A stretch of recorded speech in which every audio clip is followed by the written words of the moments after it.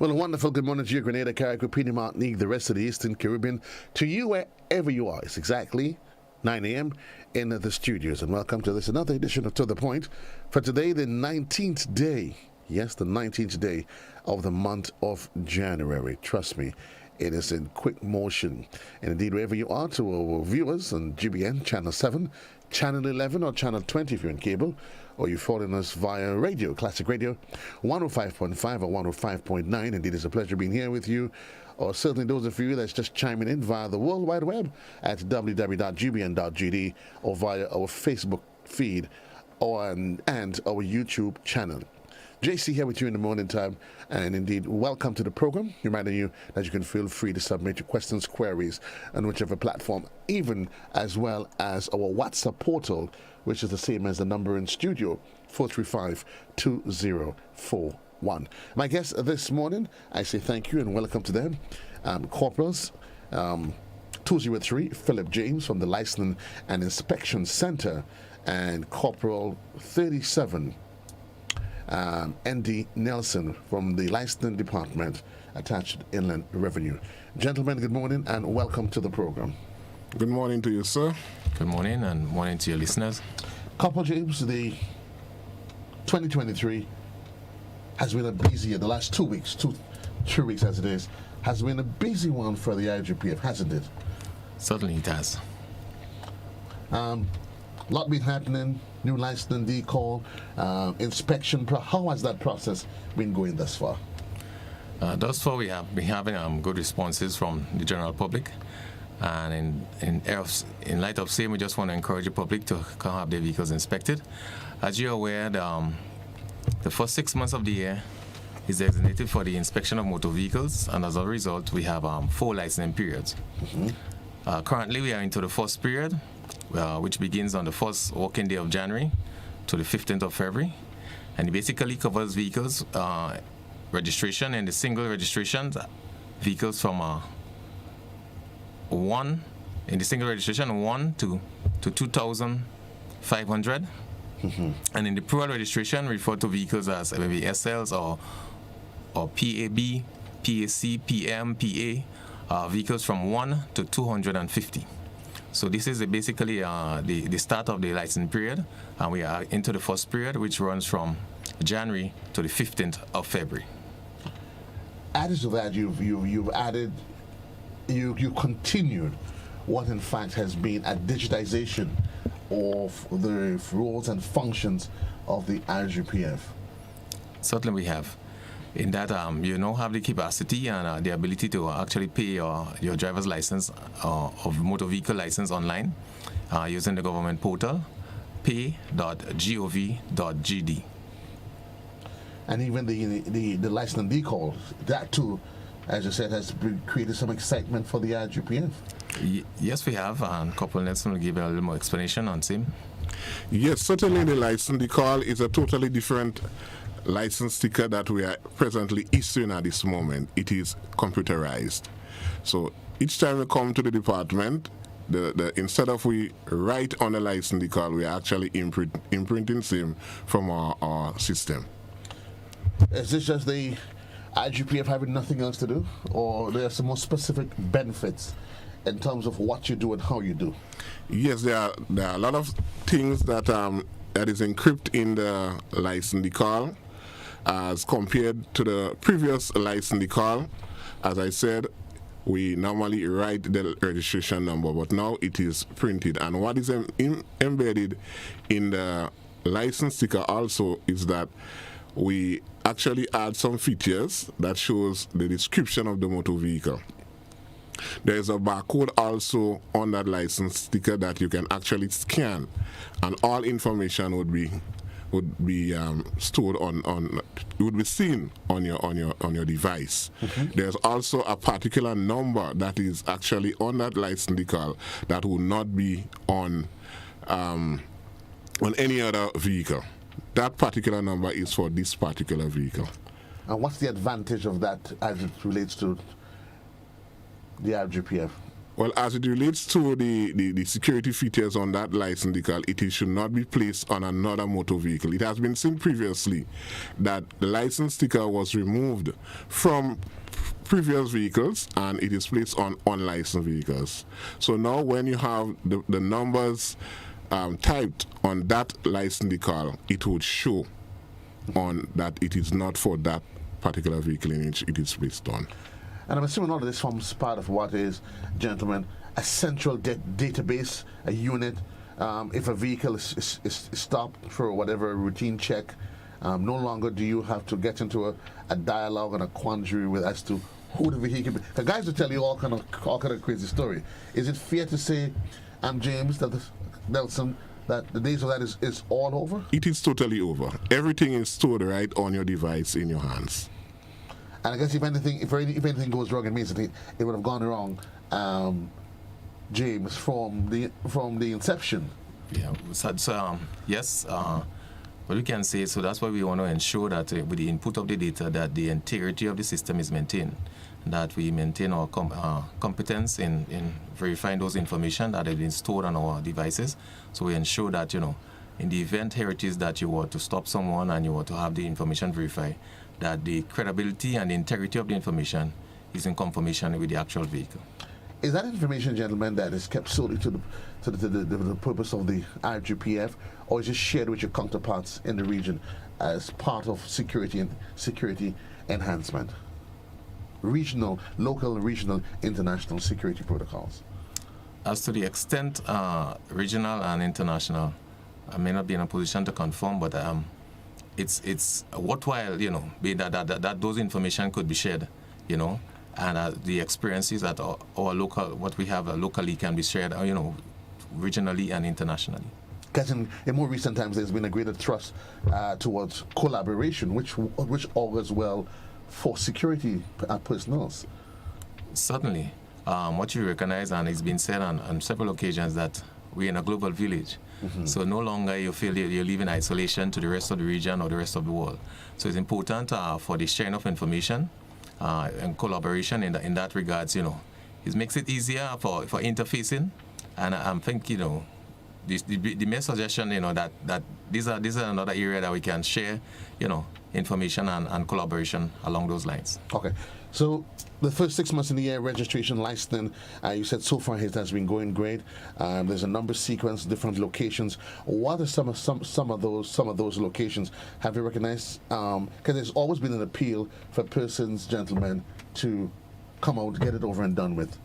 But you get a sense very often that people tend to lag, and is it an appeal, and you want to make the individuals come out to get this done now? Certainly, we want to make an appeal to the general public and persons, owners, users of motor vehicle, that the centers are open, the areas are open, and in particular in St. George, their facilitation has now been moved from Dusty Highway to the National Cricket Stadium.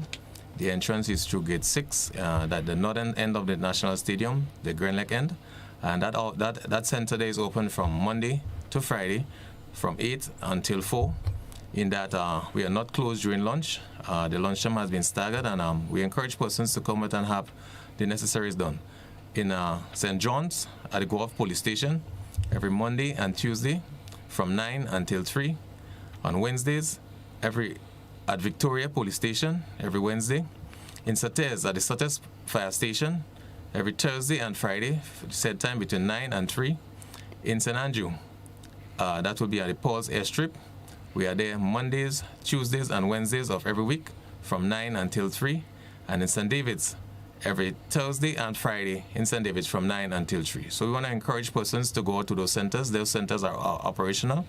They are there for your use. We want to encourage persons to go have those your inspections early, Have those inspections done early. The centers are open. There are persons there waiting to assist and to offer that service to you daily. We're keeping our eyes on the clock. 10 minutes gone past the hour in the morning time. For those of you just joining us, my guests this morning, Corporal Philip James and Andy Nelson, representing the Licensing and Inspection Center, and collectively the Licensing Department attached to the Inland Revenue. Gentlemen, let's talk about the inspection process, because very often certain persons tend not to have an appreciation as to what is required. Nelson, what are some of the basic things that a vehicle owner needs to be aware of? In that regards, I can butt in that regards, under the Road Traffic Act, you are required to maintain your vehicle of a roadworthiness. So those general inspection, yes, they are revenue generated from same, but at the same time, it's the whole aspect of safety on our nation's road. So you're the owner, driver of a motor vehicle. There are some requirements for you in that to ensure that these vehicles are roadworthy. What we advise persons in having the vehicles inspected or for the inspection, we ask you to have a pre-check, a pre-inspection. And as much as we're asking you to have a pre-inspection, it is required of you as a vehicle owner or driver to have some regular maintenance of those vehicles. So when the inspection comes around, it's not anything much that needs to be done, but just have a check so that you can save some time and be efficient regarding what's going to happen. You may say then, I'm not too knowledgeable, I'm only driving. So here we want to advise you, if you're not, you can create some damages to your said vehicle. So we would advise you to go to the professionals, go to the mechanics, or go to the dealerships. They are offering those services for pre-inspections. They'll bring to your attention stuff that needs to be repaired or remedied before the inspection. So we want to advise you, stay in touch with your mechanics or the areas are certified for assisting in those areas of your inspections or your maintenance of your motor vehicle. When you talk about pre-inspection maintenance, what are some of those elementary things that is there a checklist that you use as part of that process? Yes, certainly. Guidance is given in the Road Traffic Act regarding the maintenance of your vehicle. Ensure that the vehicle is clean internally and externally. You have double check with your lights. You may make a walk around, turn your lights on, walk around your vehicle. Have those checked.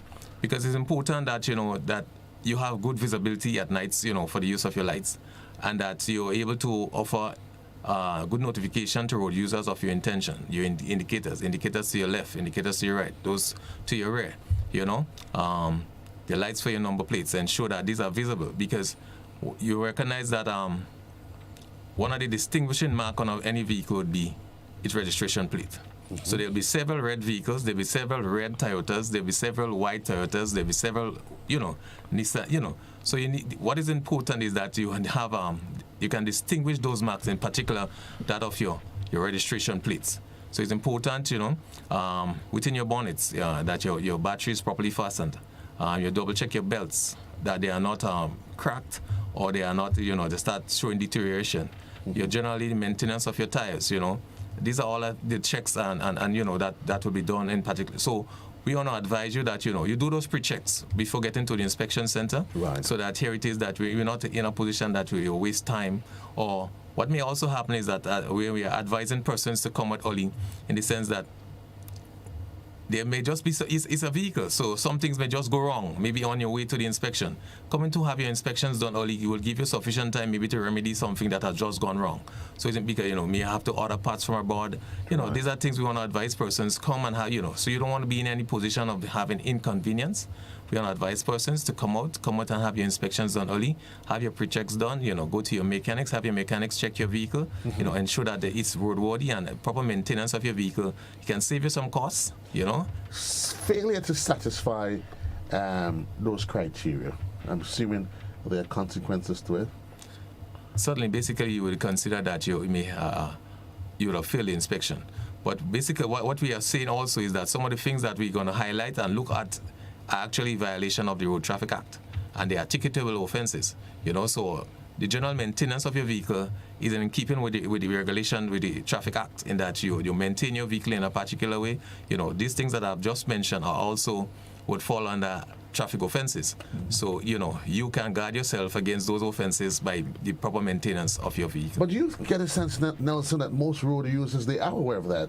Because you hear them say, well, an officer is failing me because he ain't like me, X, Y, and Z, a simple thing like that. He could have given me a blind.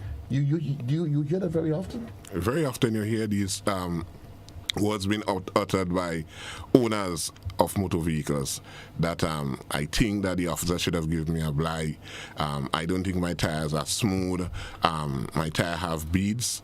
But as we mentioned, persons need to check their vehicles, ensure that it is proper, it is in good road working condition, and then you take your vehicle to the License Inspection Center to get same inspected.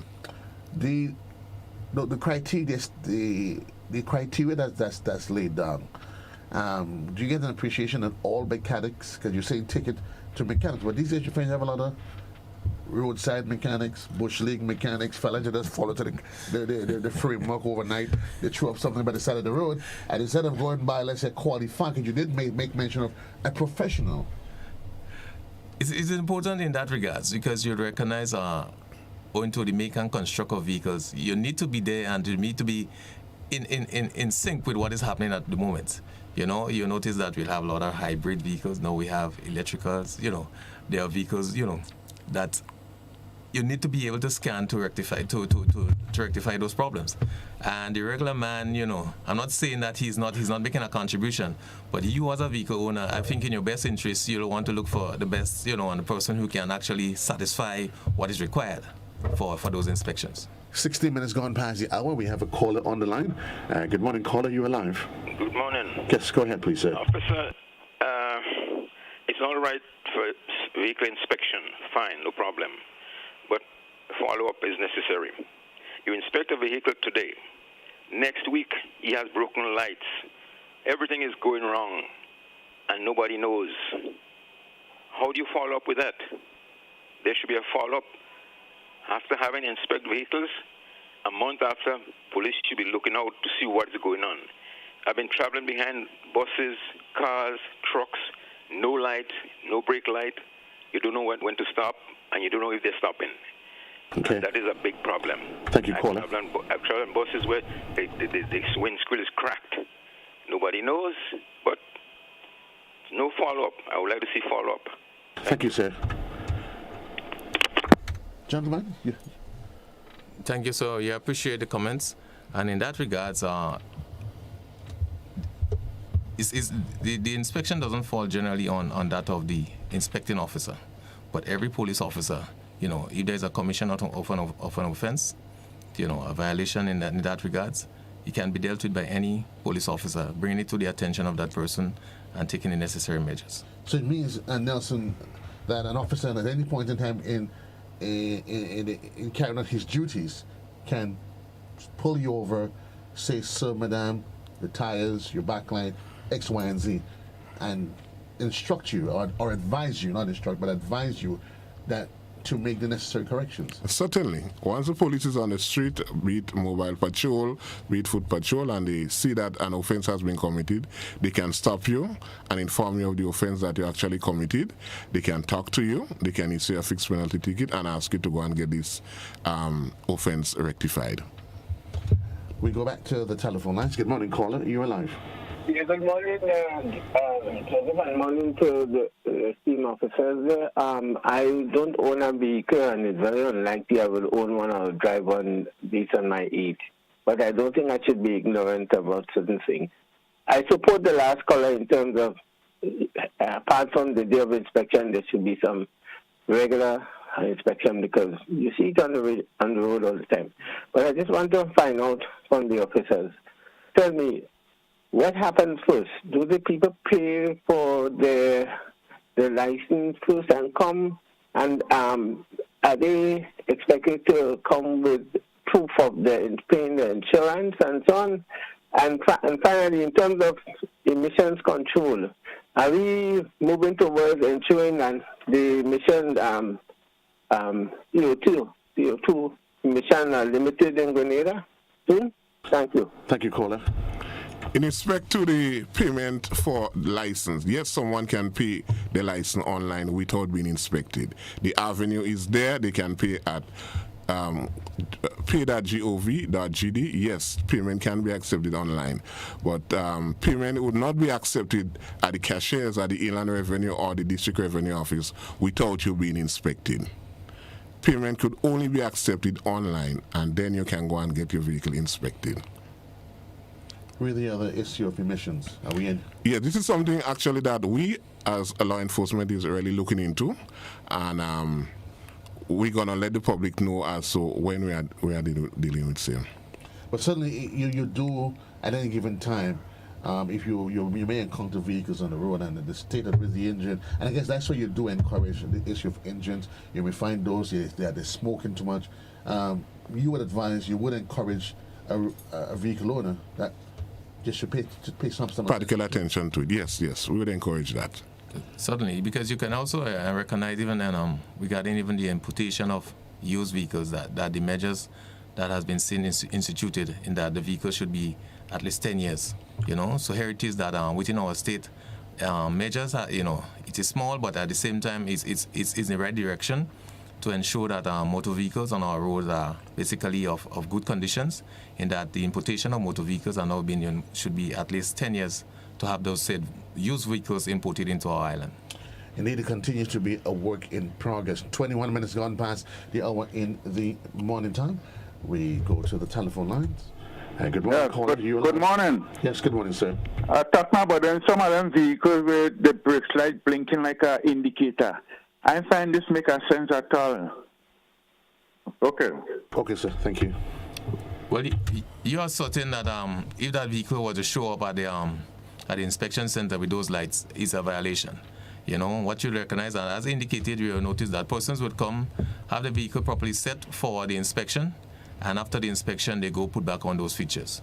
What is in place as to tackle that, though, is that the mere fact that a vehicle has been licensed, you notice that it have been new decall for the year, What is in place is a reinspection. A reinspection notice is being issued to that owner, driver of that vehicle, right, indicating the violation, and is given a time to have that vehicle taken to the necessary center to have it reinspected. Failure to do so is that said vehicle can be, the license for that vehicle can be revoked or cancelled for that particular period. So there is measures in place that persons, as you indicated, yes, we notice those blinking lights on the road. It's a violation. There is a ticketable offenses. What I can tell you is that no vehicle would show up at the inspection for same, or it would not pass the inspection with those. But once those are observed on a vehicle that is licensed for the year, a reinspection notice is issued to the driver, owner of that vehicle, for reinspection. As I indicated, the offense has been pinpointed and you are directed to a time and a place to have same done. Failure to do so, the license of that vehicle can be revoked or cancelled for that period, for the year. So if you think you're getting away with it, it's just a matter of time. Certainly, sir. Just a matter of time. We're going to have to take a quick commercial break, though, but I want to just touch on Facebook comments and a question. And this contributor is saying it's not feasible for the police to maintain and follow up on each motor vehicle. Motorists have an obligation to maintain the vehicles. Officer can only do so much in between the requisite inspection time. So ultimately, at the end of the day, the vehicle owner have to appreciate the responsibility resides with you to take care of your vehicle. But the question coming now, and as what is police doing about the many modified vehicles making excessive noise and being a nuisance, and also those with amplified speakers? What is being highlighted there are said offenses, and as you indicated, that those offenses can only be pinpointed in actual commission of an offense. Okay? So the excessive noise is a ticketable offense. You can be ticketed for same. Also, the loud noises coming from those vehicles is also ticketable offenses in that the annoyance to any road user. Same can be dealt with. But we are recognizing, and as the first question, as the first call, as would have indicated, that you as a person, has an obligation. You don't have to come down to the police in every instance to have to be, you should be recognized as should be responsible as a vehicle owner, a vehicle user, and extend that courtesy to other road users and persons within the state. So I come for inspection, my vehicle has been modified, whether or not for the purpose of excessive elevated noise levels or whatever other modifications that they put to it. During the inspection process. Now, they're not coming there playing their music loud, are they? They're not revving up anything. But you would notice that there is this add-ons, as it is, to the vehicle. What happens then? In the general interest, what you ensure is that what is done must be mechanically safe. Okay, what is done or the adjustments that is made must be mechanically safe. And if in your opinion, that is not the case, you are directed. You are directed to have those adjustments back to what as manufactured. And in those cases, that is what is being dealt with. But we are aware that persons are having those modifications. What you notice at times is that they don't show up at the license centers for the inspection with those modifications. Most of these modifications are done even after you have been inspected. So, it is no prejudice of you that, you are here, you are in the proper condition, you would be inspected, you would pass your inspection. But what we'd notice that persons after those inspections would go and have those modifications. What's the responsibility, gentlemen, of the general public, Nelson, as it relates to the folks that we know?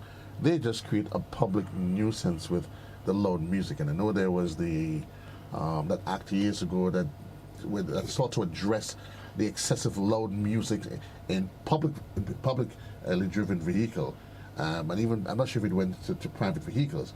But there's just some people we see them, we hear them. They are just obnoxious with the music. Very much so. What can happen in these situations that the motor vehicles are assigned with a registration number, and once the public is aware and they heard these loud noises coming out from these motor vehicles, they can take the registration number and report same to the police. We are waiting and to get this information so we can actually deal with these persons. It's an offense, and we don't condone these offenses. We are prepared and ready to deal with these offenses. Will the information remain confidential, or do I? Certainly. Am I required to give my name? You don't require to give your name on these issues. Okay. Can I give you some registration numbers now? Certainly. Certainly. Corporals Philip James and Eddie Nelson. We'll take a quick commercial break, and we'll be right back right here on To The Point.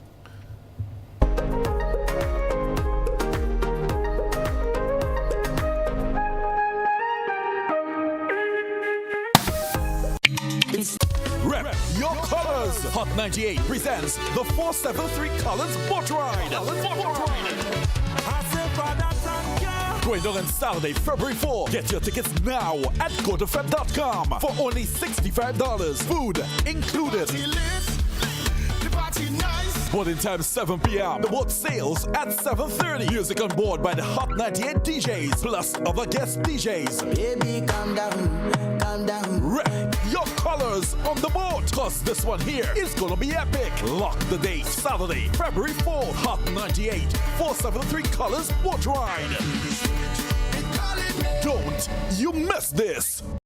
It's time that we realize that we must work together to thrive. The world as we know it, the sky and below it. Could I never have more wonder? Yeah, with life and all you see and the climate's changing.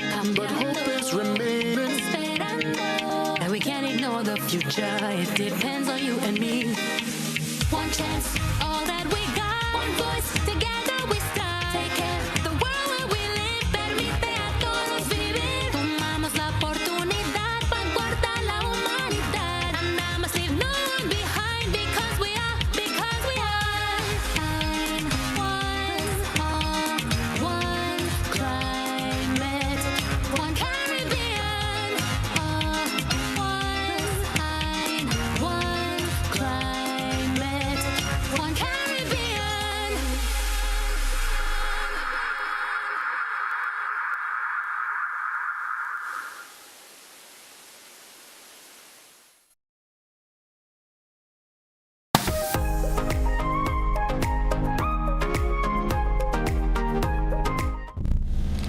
Twenty-nine minutes gone past the hour in the morning time. For those of you just joining us, thank you and welcome back to the program. My guest this morning from the RGPF, Corporal Philip James and Andy Nelson. So when we're talking about the licensing period and on all of that, but one of the things that's important that individuals need to know about is that the whole conversation about transfer, Nelson, of vehicles.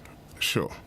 Under the Road Traffic Act, Section 11, A, B, and Section 19 deals with the transfer or the change of motor vehicle, if you need to transfer a motor vehicle. All right, so upon the sale or purchase of a motor vehicle, the seller and the purchaser needs to apply to the license department in order to effect a motor vehicle transfer. It is done in a prescribed form. All right, both parties need to come to the office. They can come in at separate time and complete that application. And upon completing that application, once the police officer is satisfied, we do our various checks and balances to ensure that you are the right owner, because you must produce your valid IDs, any government issued IDs. We authorize same and we send same to the cashier in order to make the relevant payment. The cost of a motor vehicle transfer is $100. All right. Persons may ask, I purchased this motor vehicle and the person is out of the island. How can we deal with that? All right. All we ask is that we need to get a notarized letter from the person or person that is out of the island. They can email that letter to the department at traffic20@hotmail.com. That letter would say they authorize whoever to sign or act on their behalf. Once that letter reaches to us, that would be the authority given to us in order to effect that transfer. Another question person asks, that if someone dies, what happens? All right. In this situation, we ask for a will or a probate. That document gives someone the authority in order to act on the dead person's behalf. Right. All right. Question coming off for social media. The question relates to the very lights, that a lot of headlights and tail lights that you find on a lot of vehicles, and whether or not it is legal. And regarding tint, what is the allowed tinting that's allowed on vehicles? Second question that's being asked, this person saying, I live outside of Grenada and I do own a high performance car. Without any modification, the exhaust sound is loud and deep. If I decide to ship the vehicle to Grenada, how is this handled? We are aware of the as to specifications of or the make of motor vehicles and how they are designed, without any modification by the general owner. In that sense, that is appreciated because how this is designed and manufactured. You are aware that so that appreciation is done. So so these are situations that are not dealt with in just across the board, but in isolation to the manufacture of those vehicles. We are aware one of the vehicles that persons would know directly on the island that is pretty loud, the Mitsubishi Evolution. It is constructed in that way, and we are aware this is the construct and make of the manufacturer. So that is appreciated. In light of the response regarding tint, the general appreciation for tint here is 20%. You may say, well, I've observed other persons with tint and how they would have passed those inspections. Some may have been done after those inspections, but even within that, the context of what we are speaking of is that you may have a special need, or that vehicle is used for special purposes. You can apply to the licensing authority, being the Commissioner of Police. You're making those requests. Your matter would be discussed by the administration, and then directive is given, and you'll have documents indicating that you have the authorization to carry that level of tint. Special need? What is you carrying in there that you don't nobody see?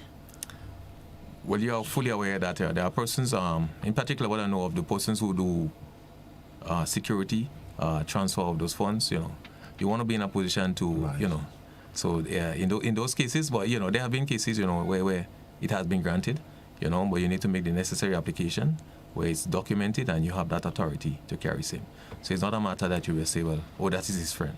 But persons would have had those authority, those authorization to carry a certain percentage of tint. I've seen a number of police officers, though. There's police officers.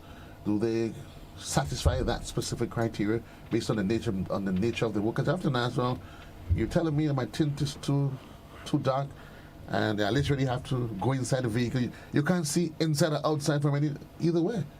Do they go through the same process? Not necessarily so. And as indicated, the observance of the law is for everyone, and if here it is that he happens to be a member of the organization in violation, same is being dealt with on the same basis. 25 minutes gone past, not gone past, 25 minutes onto the hour of 10 o'clock in the morning time. We're going ahead to engage a caller online. Good morning, caller. You alive? Yes, good morning. Good morning. I called you yesterday, the program, to tell you I'm aware that this program with the police officers is not about what I told you yesterday. But you asked me to call you back. I called you about 50 times because I want my problem to be heard. Well, okay, now there is police officers, and I want to say to you guys, although you're on the traffic side, I have a problem. I live in the south of the island overlooking Silver Sands Hotel. I'm a small businesswoman, and for the past 2 years, I came from America. I've always go work and come back in Grenada. And people is just coming into my house and doing stuff. I went to the police about 10 to 12 times already. And officers, I would like you guys to do something in all your... Once you could do it, if you could send some people to my house, whatever, because the people come in here very early and sometimes they come in after 1, 2 o'clock in the morning. Okay? It's people right or wrong here. People who are accustomed going to jail and all kind of stuff.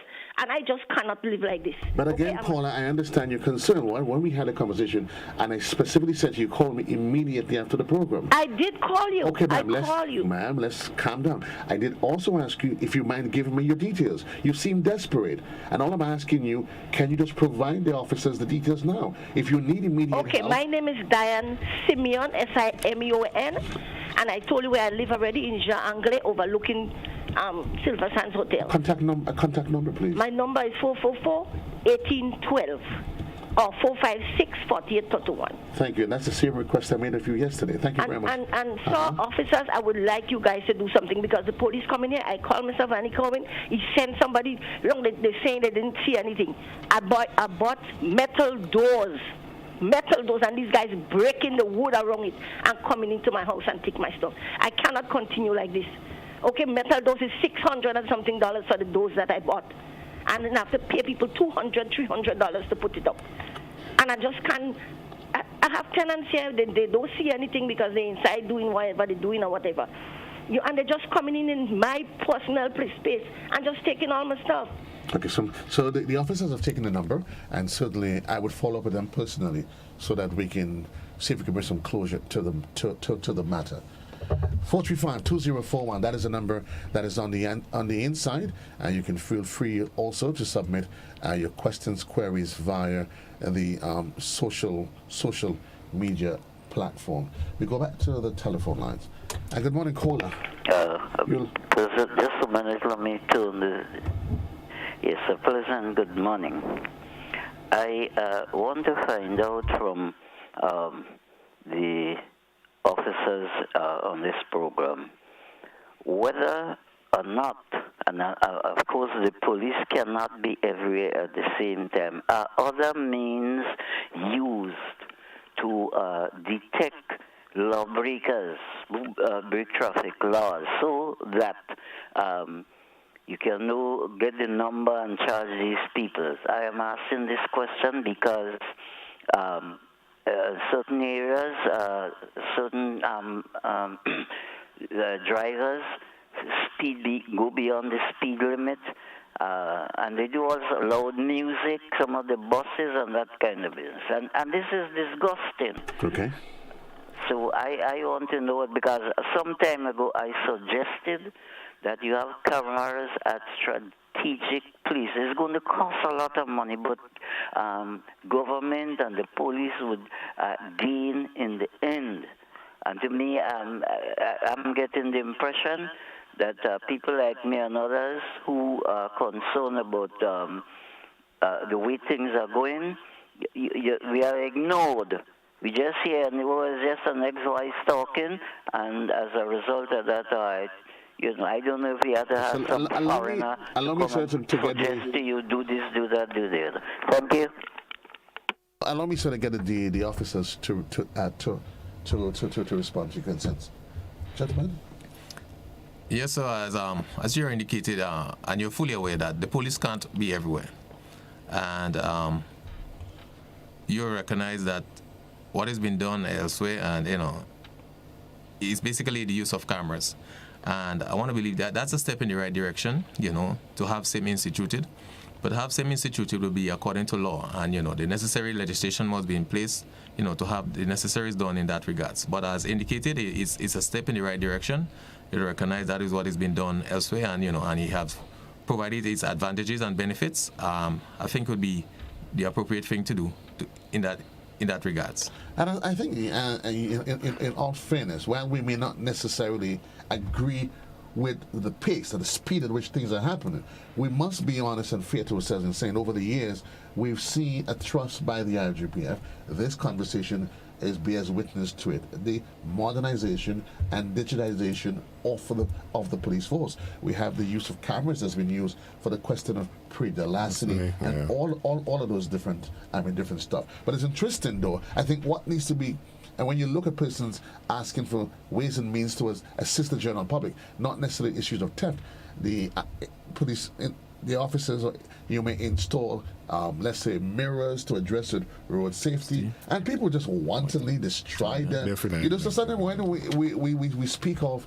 assisting ourselves, it must be taken collectively. As I said, what we just speak of is something that we hope, but the reality is everything is in due process. But certainly the caller's position is highlighted.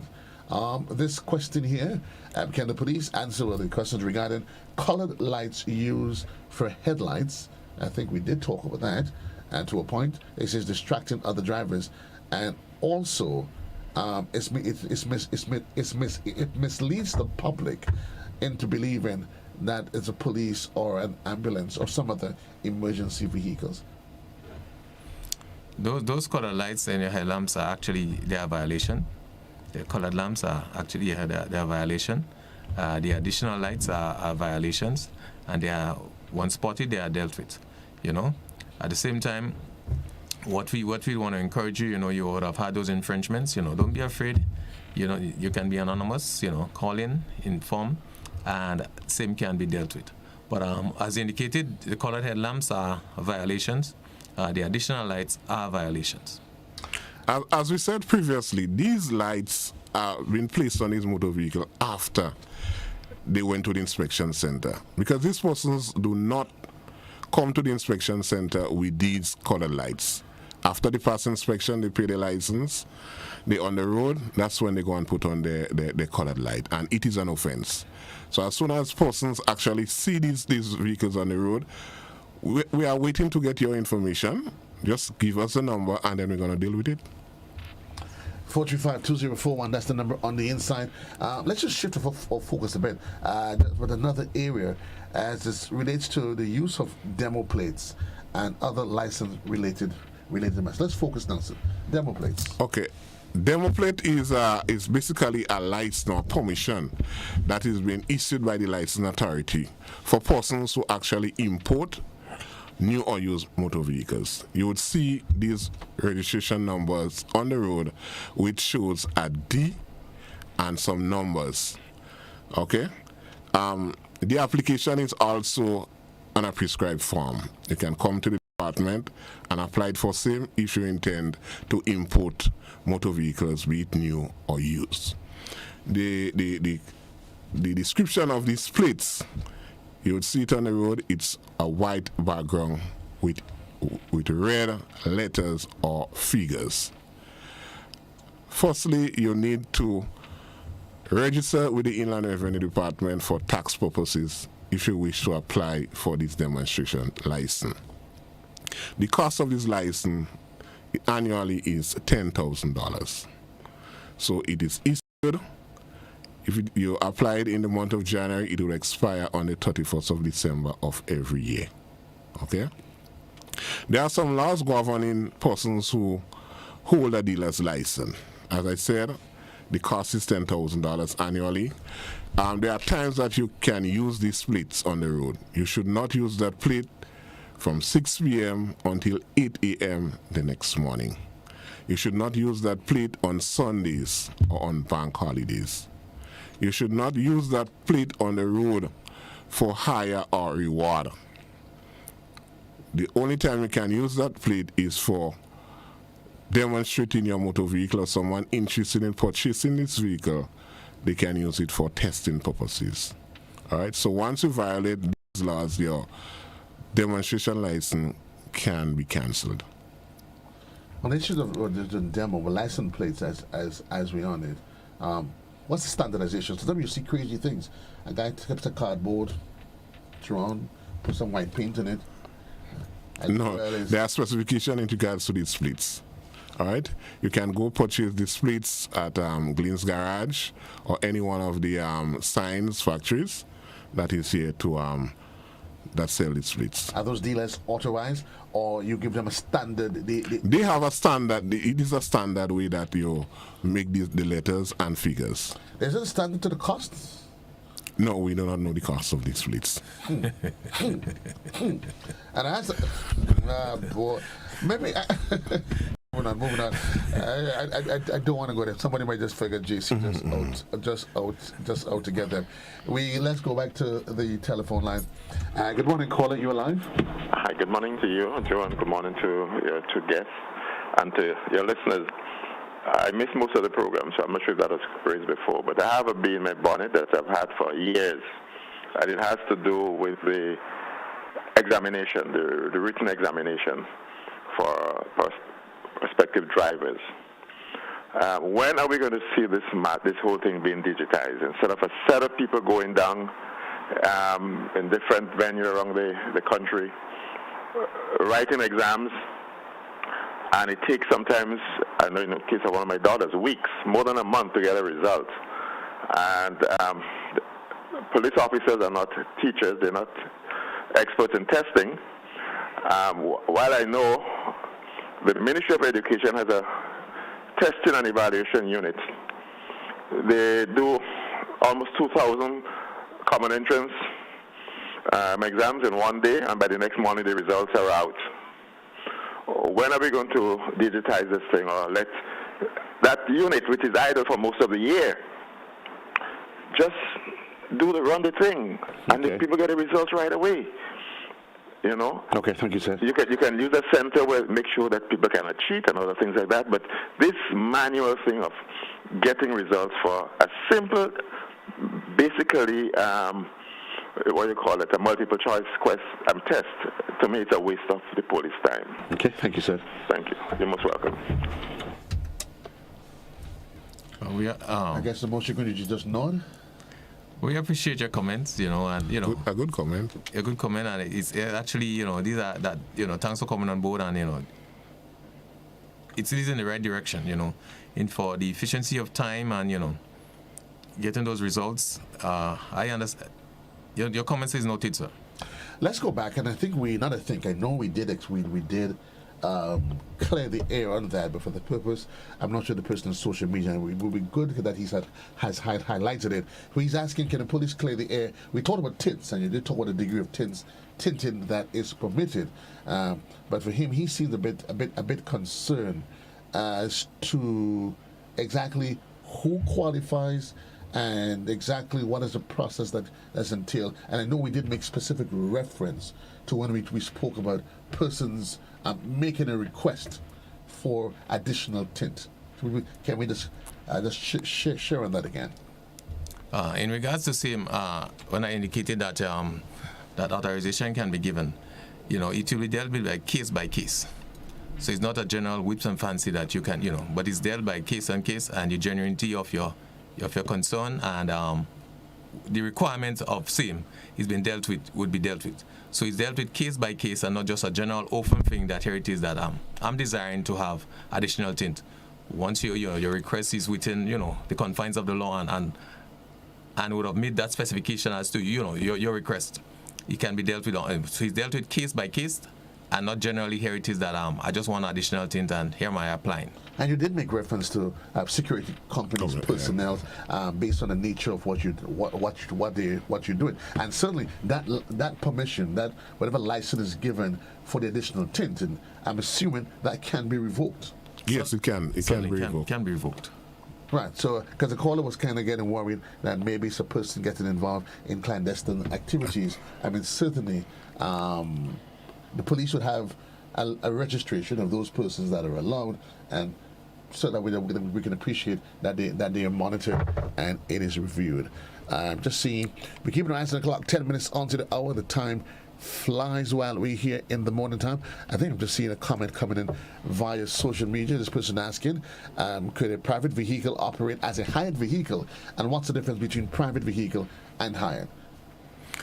Okay, a private vehicle, the registration number would start in P, and the numbers, you have the regular numbers like PH10, PH5, and you need to apply to the officer in charge of the traffic department in order to carry each. That is a commercial. You want to do taxi, that's a commercial activity. So your vehicle must be of certain specification, such as you need to write the number of passengers that you're equipped to carry. You need to write in the tier and the gross also on the vehicle. So basically, on application, they would call you to have your vehicle inspected at the traffic department. And once your application is approved, the officer is satisfied that yes, you indeed can carry a H registration. You come to the department in order to do a transfer from P to H. Okay. So what if it is determined that a person is using a vehicle prescribed as in P to... It is an offense. It is an offense. You cannot have a private vehicle on the road and then you're asking persons, you're using the vehicle for hire or reward. The vehicle is not insured to carry passengers for a reward.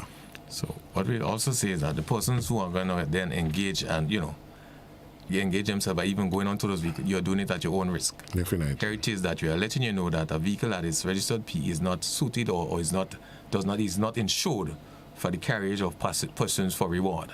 So you going onto those vehicles, you are doing that at your own risk. Let's clear the air. So, cousin ND come with me after how much years in New York. He comes back. I decide to drop him off in the airport. I have a P. He decides to pay me $50. It's for reward. I have a P. But that is not in the usual practice of your motor vehicle. I can understand this. Right. But I thought the comment was basically we got persons having a registered P vehicle and they're offering themselves for hire. Okay. Just in terms of advertising. That's right. Okay. So that is the defining mark there. Definitely. That they're advertising themselves as for taxi for hired service. Okay, fine. Because I know some people they started to wonder, well, I just give the man a little ride and I tell him, well, give me 25. Okay. Whether or not can he then go and report me and I end up in trouble. That would be, and I guess it would be, whatever the case is, it would be interviewed, it would be investigated. That's right. It would be investigated. We're running out of time though, but we probably have enough time just to see if we can engage one final caller. Good morning, caller. You're live. Good morning. Yes, go ahead, please. Yes, I have three concerns.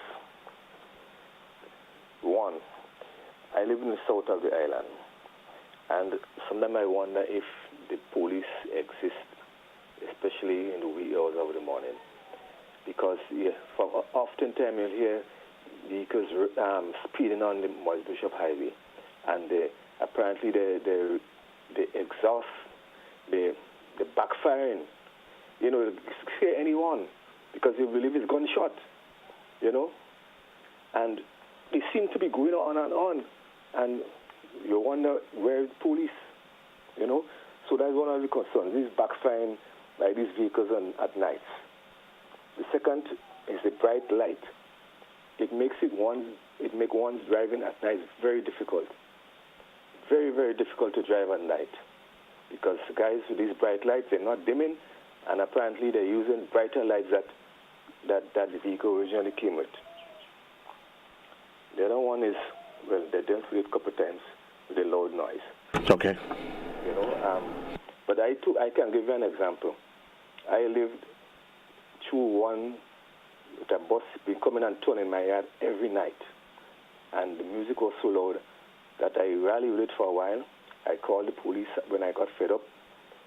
Well, they would have spoken to him, but the last time he came in my yard, he parked in the yard at night, and he turned up his music so loud that all the things in the house were shaking. All I could have done, I told my children, listen, put cushions hands over your head and keep quiet. Because what I wanted to do to that guy, by now they might have killed me. Okay. They would have executed me because it was so frustrating, And I hope the police presence can be felt in the wee hours of the morning. After 9 o'clock, you hardly find a police on the road unless there's an accident. You see police after 9 o'clock. Okay, thank you, caller. Okay, thank you. And I think the sentiments expressed by this caller is one that others have lived. The part of you come and turn in my yard, well, that's a different one, because if that's your private property. Private. But let's talk about that in terms of not just the music, but somebody comes, get the people who figure they can pack in your yard and tell you what they want and do what they want. What is the citizenry? What is our response? What action can we take? That's in the commission of same is unreasonable by that person, and your private property cannot be used in that that way. So it's important as to even what do you allow and what do you condone. As you indicated that you give a man a foot and you take a yard. So when you observe those things, from the nitbit, you nip it in the bud, and bring to the attention of persons, come on, here it is that you're violating my general right and my private space, and you don't sit and condone those activities and wait till it's out of hand and it's become uncontrollable. But as I indicate, so I don't want you to go commit yourself, Yes, the police is not everywhere, and you'll notice that the commission of those offenses are in the absence of the police. Right. What I'll advise, you continue to report those matters. Continue to report those matters. If you're not satisfied, we have our community relations department. You can phone in there too also and lay your concerns there, so it can be taken from a different approach. But I'd advise you, not to commit yourself in those instances. I know it takes a bit to be tolerant in those matters, but I want you to be responsible. Stay responsible. And I must say, because I have had a comment just actually during the New Year celebration, where there are persons in the area who I thought, you're partying all day, 8 o'clock in the day, 10, 9 o'clock, the evening, the night starts to come, and certainly you know what happens. As the night gets older, the sun becomes amplified. I'm thinking, come on, people, be reasonable. You can't want to party all day. 11 o'clock in the night, you still have the loud music. And I called the RGPF, and I must say, they attended to it. Really? Believe me. But I probably wonder if they were somewhere on the road already. But I think what's needed is we educating and informing ourselves as to what our rights are as citizens. Because very often we think everybody else have a right, and we don't. But that is the furthest thing from the truth, Nelson. Well, people need to have respect for one another. The thing is that if you're going to turn in someone's yards and your music is very loud or excessive at night, they are sleeping, you need to tone down your music. People traveling on the road, they are on high beam. Be courteous to one another.